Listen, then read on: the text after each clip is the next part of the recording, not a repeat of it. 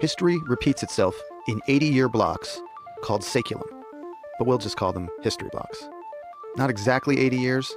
This is history, not math, but roughly the span of a human lifetime, maybe 80 to 90 years.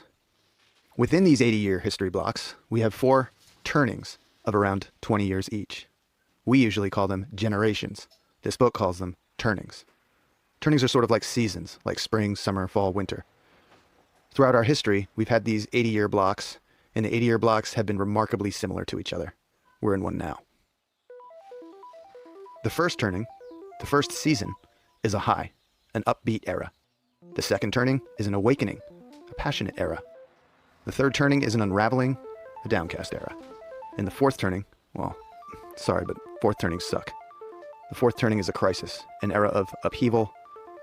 We're in a fourth turning right now. During a high, the getting is good. We had the most even distribution of wealth during our high. You could work at a gas station and afford to buy a house.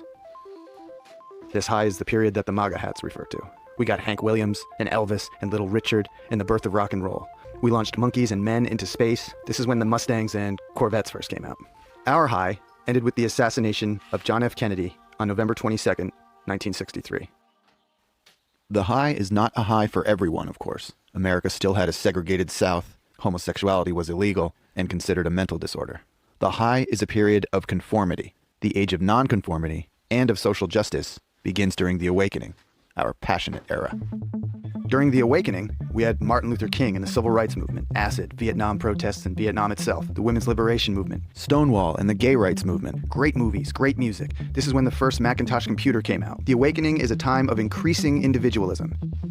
This second turning, this awakening, ended with the re-election of Ronald Reagan in 1984. Things get messy during the third turning, during the unraveling. We got the fall of Soviet communism and the beginning of the Russian gangster state.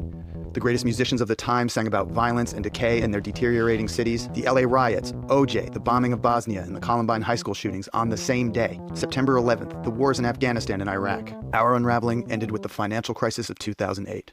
80 years ago, in the last fourth turning, America had her Great Depression, then World War II. 80 years before that, the Civil War. 80 years before that, the Revolutionary War. Each generation's archetype is the characteristic that will define the generation in its prime, in midlife. The boomer archetype is the prophet. Bill Gates and Steve Jobs are boomers and prophets. Both predicted that one day everyone, not just big corporations and governments, would own a computer. Gates even predicted a crisis like COVID-19 5 years beforehand. The writers of this book are boomers and prophets. Gen X is the nomad generation. The quintessential Gen Xer, Elon Musk, builds things that move us from one place to another. Rockets, electric cars, hyperloops, nomadic devices.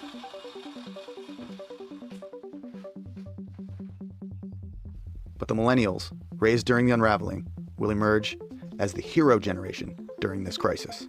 These are the Parkland High students, the frontline hospital workers, and Malala Yousafzai. The book says millennials will be the World War II heroes of our history block. We don't know what Gen Z will do, but they will be an artist generation.